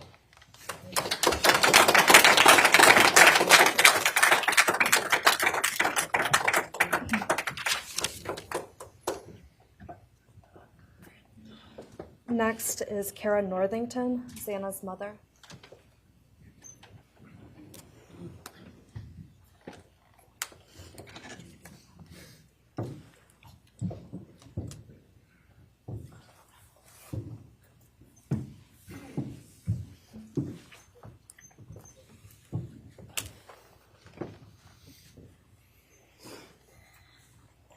I'm Kara Northington. I am Xana Kernodle's mother.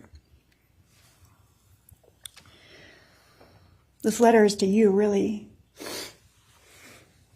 But it is for my daughter, who was murdered by you. Today I stand before you, the man who is responsible for murdering my beautiful daughter, Xana Kernodle.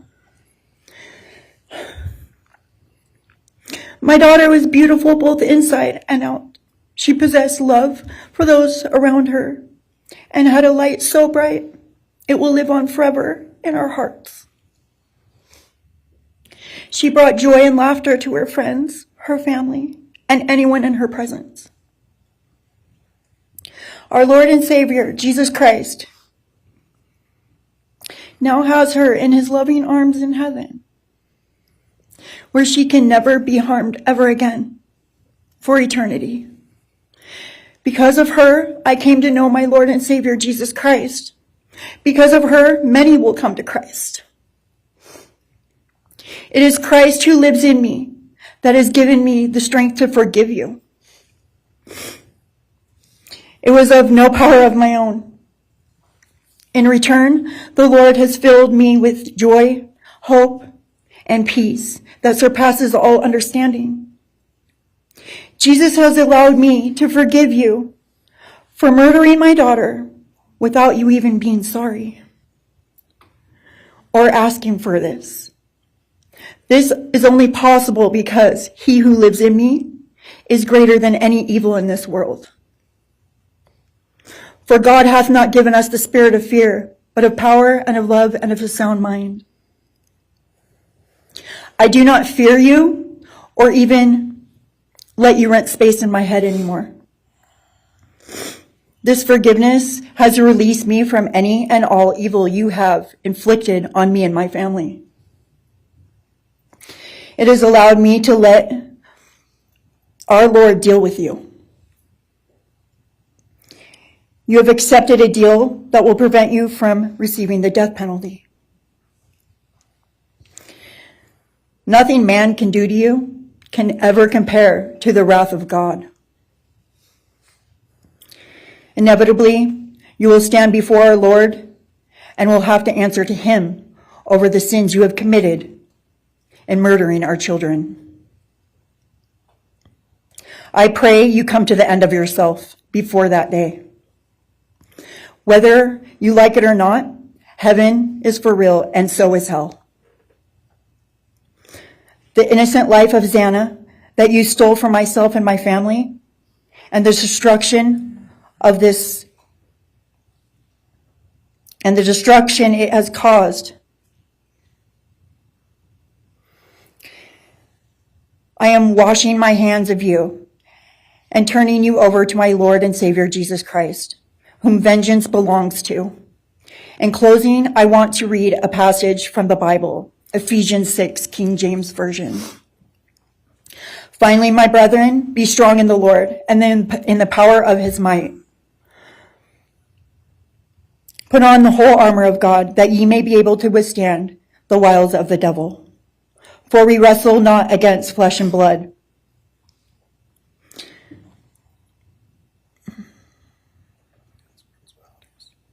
but against principalities, against powers, against the rulers of the darkness of this world, against spiritual wickedness in high places.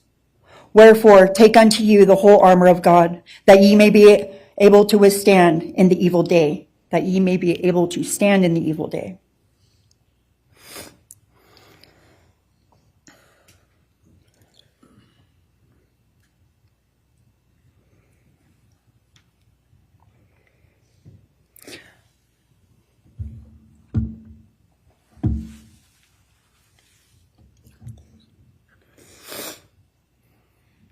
I'm not going to share memories of Xana or any more of the goodness of her with you, because I do not want that to be in your head.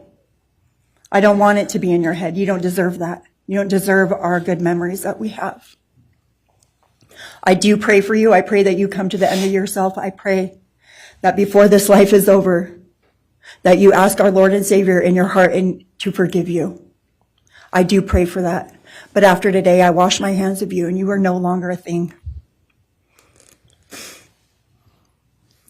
Thank you. Thank you.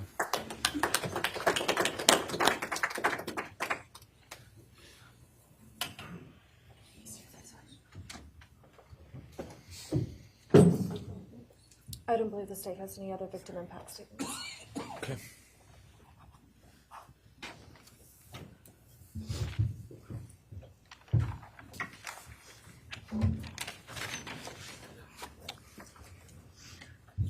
Right, state can argue.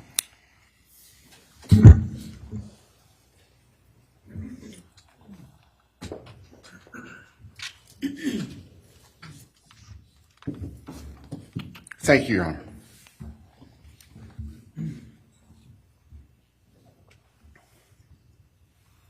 Just as a housekeeping matter to start, there will be the issue of restitution. That is, the documentation is being gathered, and we ask the court would defer that for 30 days so we can present it in an orderly fashion and make sure it's comprehensive for everyone. Any objection to leaving restitution open in 60 days? All right. Thank you, Your Honor.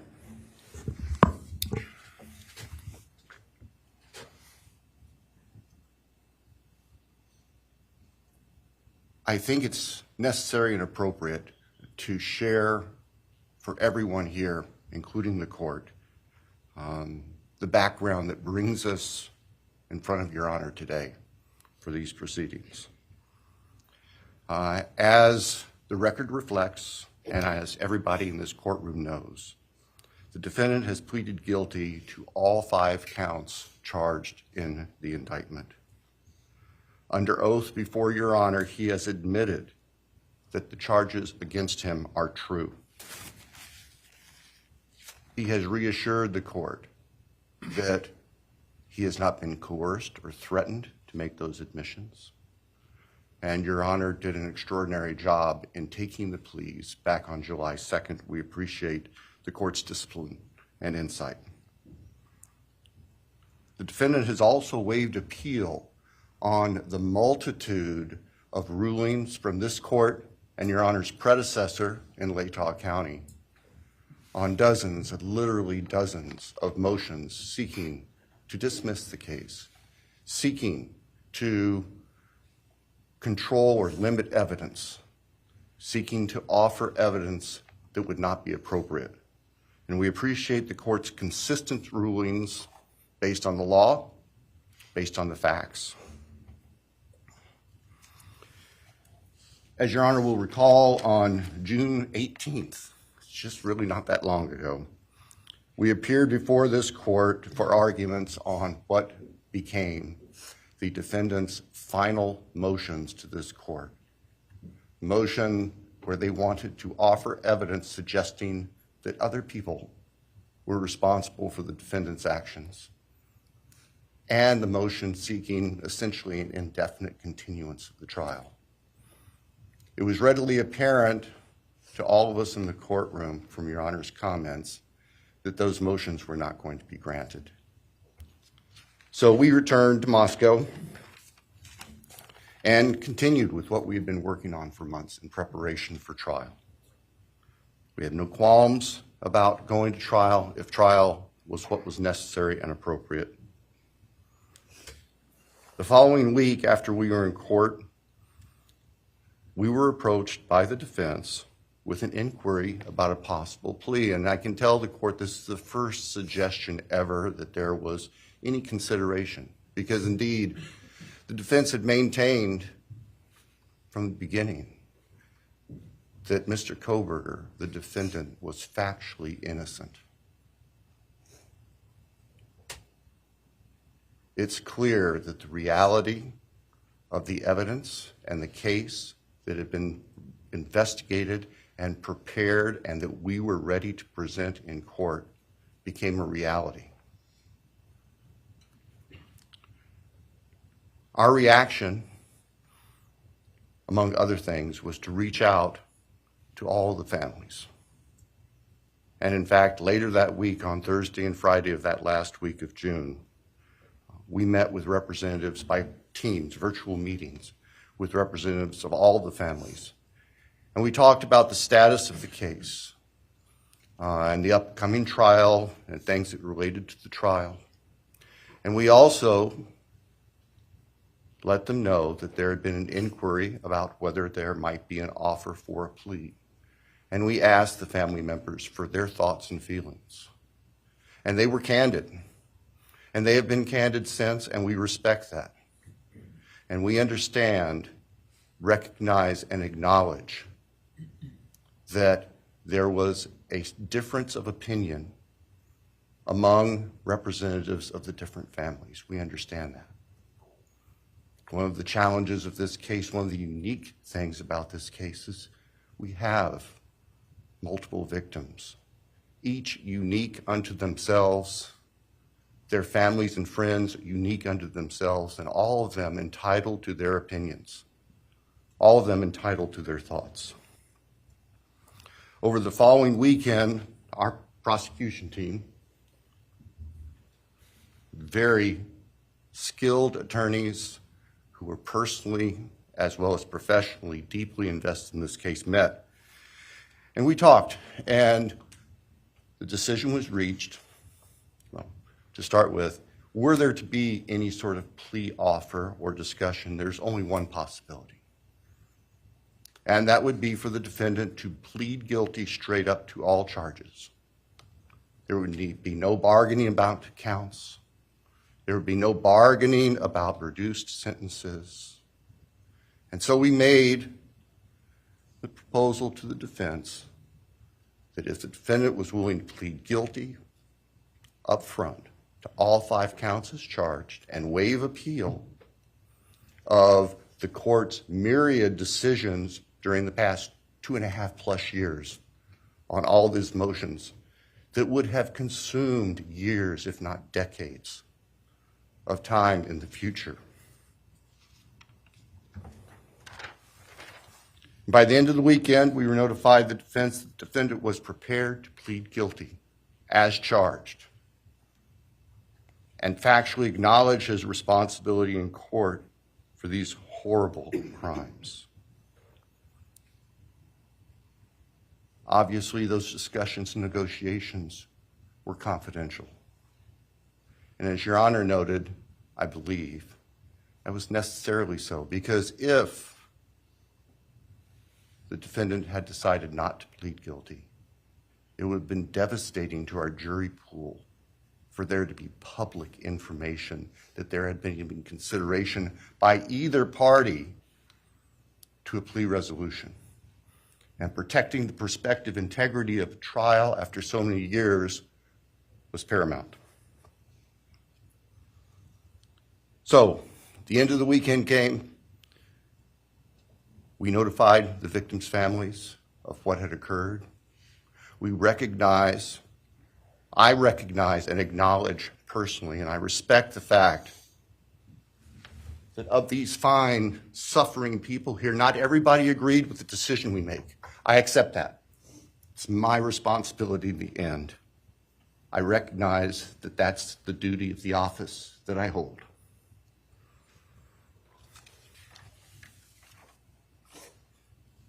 So now,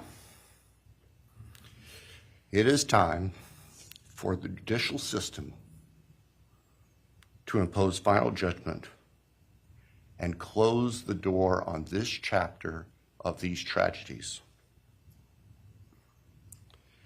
As the court is aware, by the agreement of the parties, it is the state's prayer.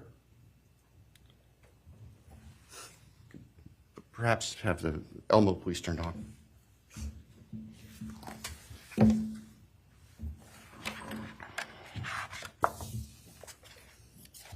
Thank you.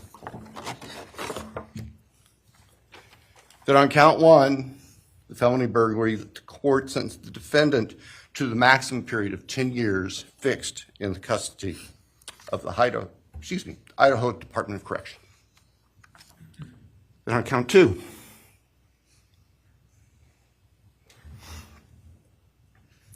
that the court sentenced the defendant to fixed life for the murder of Maddy Mogen. On count 3, that the court sentenced the defendant to fixed life for the murder of Kaylee Goncalves. On count 4,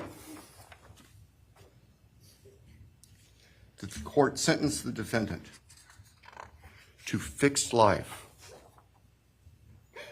for the murder of Xana Kernodle. On count 5, that the court sentenced the defendant to fixed life for the murder of Ethan Chapin. And the state further prays that these sentences be ordered to run consecutively, back to back, not at the same time, to recognize and respect the unique individuality of each of these beautiful young people whose lives were taken brutally and for no reason.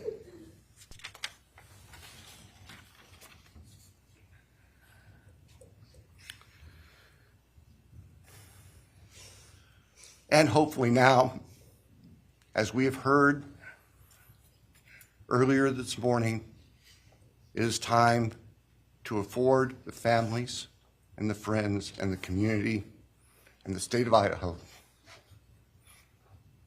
and the nation and the world to move forward. We can't undo, and we can never undo, the horror of what occurred on the early morning hours of November 13th, 2022 at 1122 King Street in Moscow, Idaho.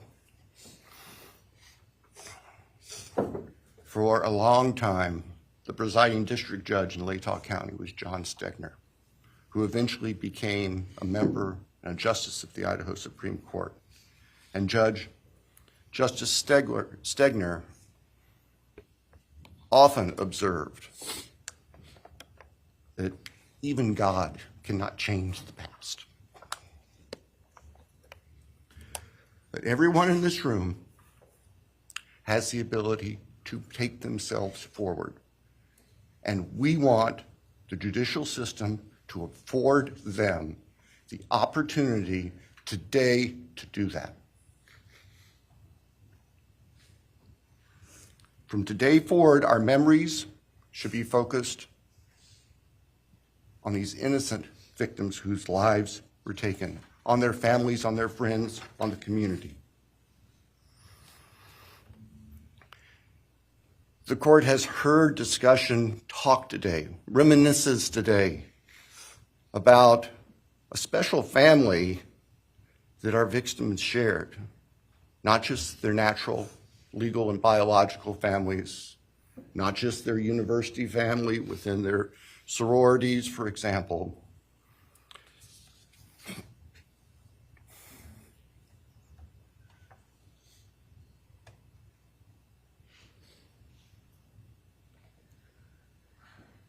But this family. This is the picture taken on November 12th, 2022,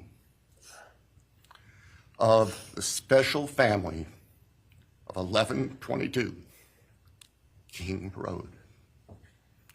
And you can see all 6 of these dynamic, vibrant, loving, special, innocent faces taken together just across the street from their residence, and barely 12 hours before 4 of them would be brutally murdered in their sleep.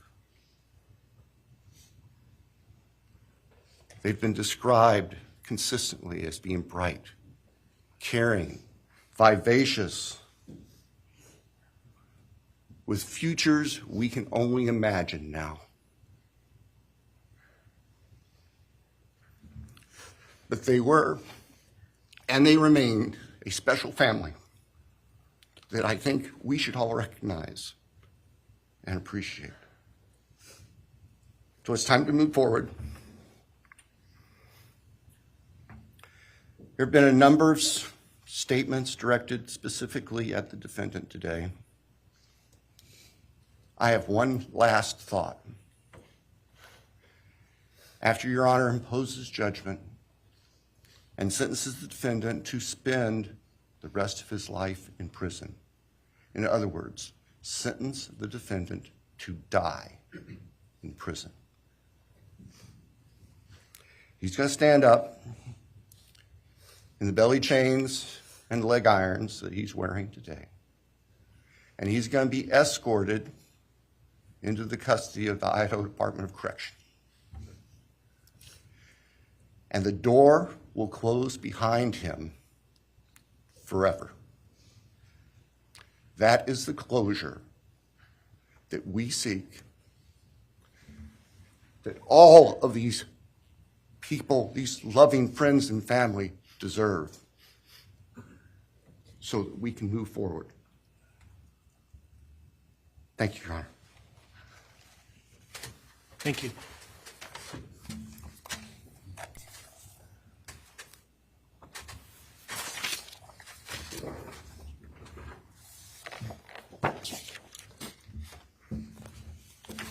All right, does the defense have evidence to present today?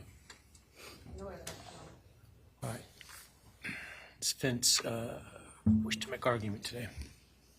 Runner, we do not wish to make arguments. Mr. Koberger, along with his legal team, is prepared for the court to enter judgment. All right, Mr. Koberger, you have an opportunity to make a statement if you wish to. I take it you are declining.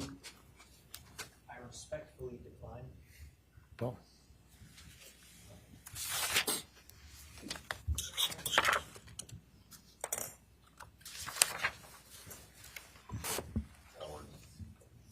Please. All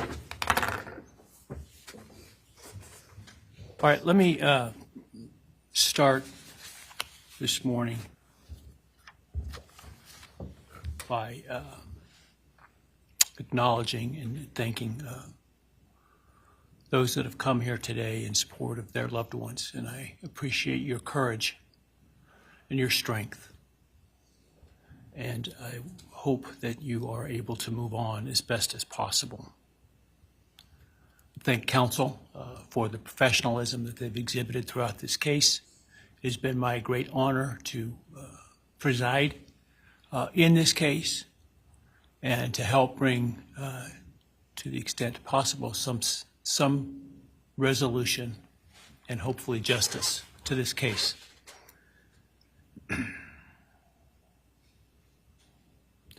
During the quiet morning hours of November 13, 2022, a faceless coward breached the tranquility of 6 beautiful young people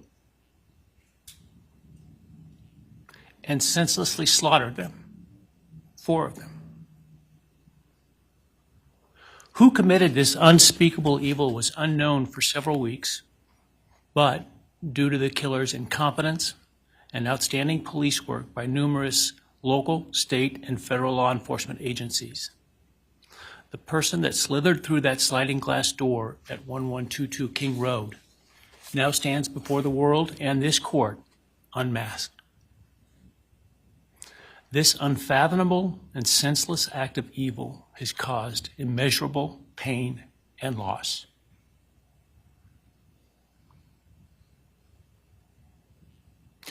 No parent should ever have to bury their child.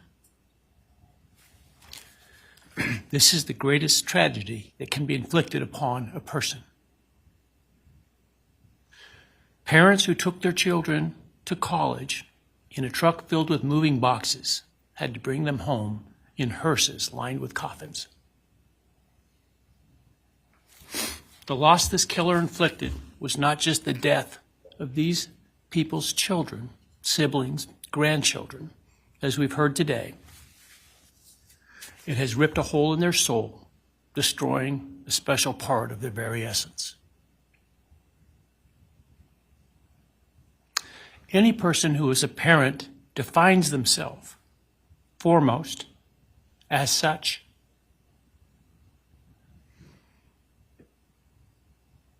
It is their existence and purpose of being.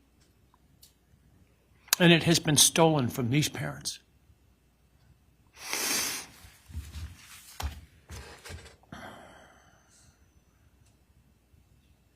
None of us have experienced the loss these victims have in the unspeakable way that they have. And therefore, none of us can, nor should we, question the way in which they have handled their loss. Whether that be in private mourning, removed as far as possible from this media circus, or in front of a camera demanding retribution with the loudest megaphone. I've listened intently to the stories and pain that have been shared today, with great awe at the courage and resilience of the surviving family members of those wonderful children. I've listened also to the surviving roommates, both in person and through their friends. And I can't think of how, frankly, courageous they have been despite the hell that they have faced by uncaring people who have come up with all kinds of crazy theories about two kids simply being kids. The parents, siblings, and other family members who have spoken today are designated as victims in our legal system. But going forward, I hope that they can shed that label, as it gives too much power to the evil that condemned them to that role.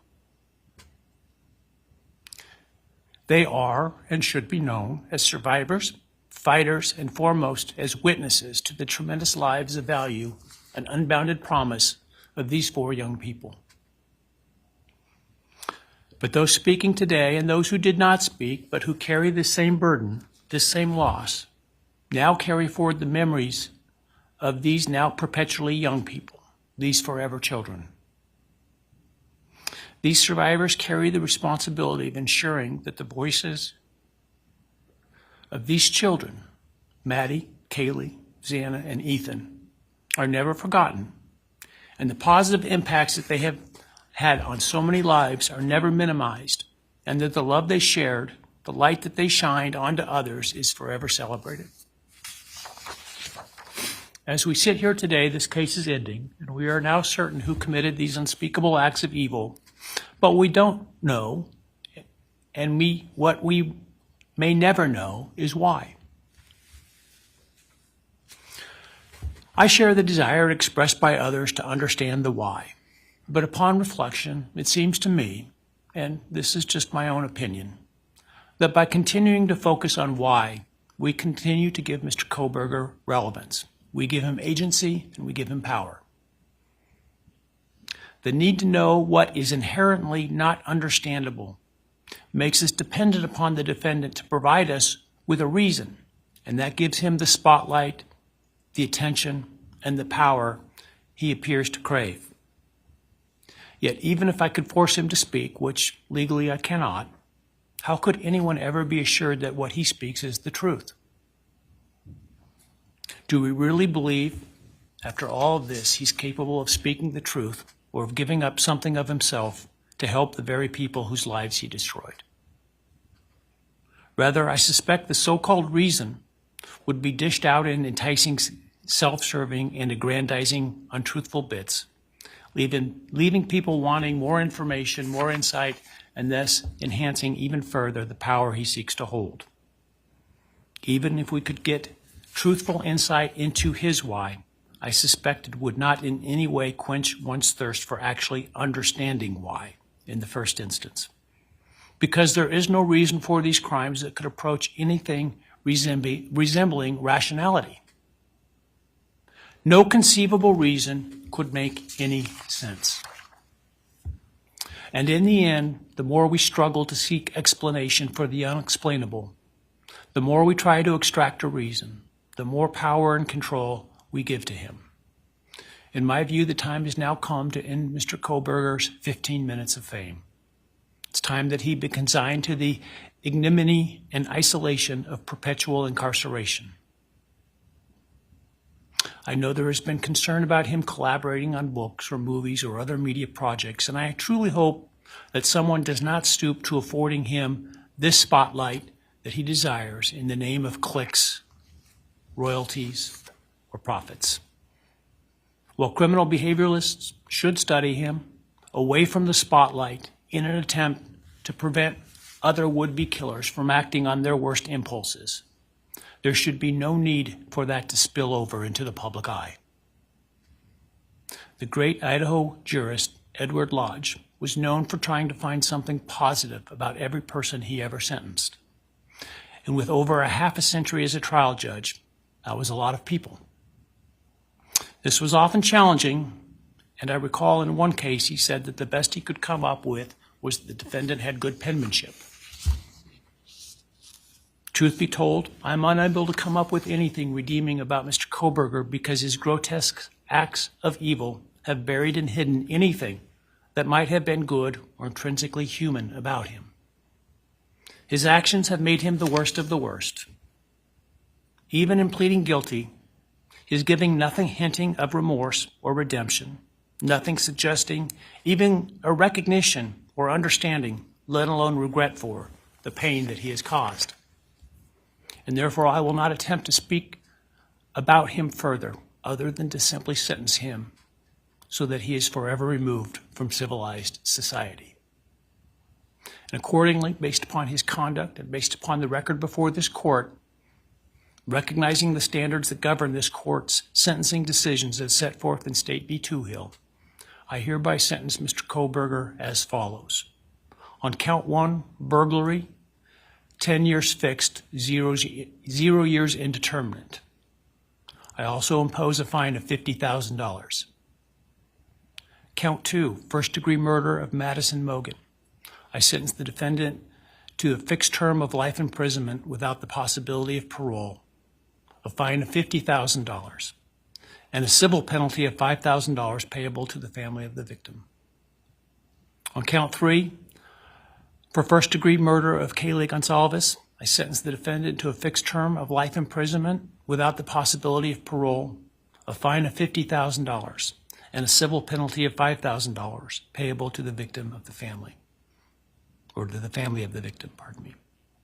On count 4, for the first-degree murder of Xana Kernodle, I sentence the defendant to a fixed term of life imprisonment without the possibility of parole, a fine of $50,000, and a civil penalty of $5,000 payable to the family of the victim.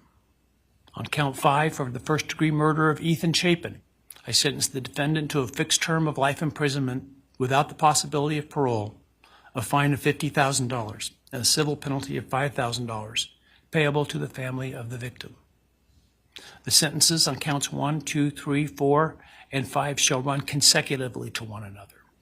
Restitution will be left open for 60 days. Defendant will be required to submit a DNA sample and a right thumb print impression to the Department of Corrections and comply with the DNA Database Act. I remand the defendant to the custody of the Idaho State Board of Corrections for to be imprisoned in an appropriate facility in execution of the sentence where he will remain until he dies. Though you have waived your right to appeal, you do have a right to file a notice of appeal, and any such appeal must be filed within 42 days of the date of the written judgment, which will be entered shortly hereafter. Though the appeal, you should be aware, may be deemed a violation of the plea agreement, and so I certainly suggest you discuss that with counsel if that is your desire. I ask the media and public present to allow the families to be escorted out first before they leave. Again, thank you to everyone for your stories today. I am strengthened by them, and I am encouraged by your humanity and strength, and God bless you. We're adjourned.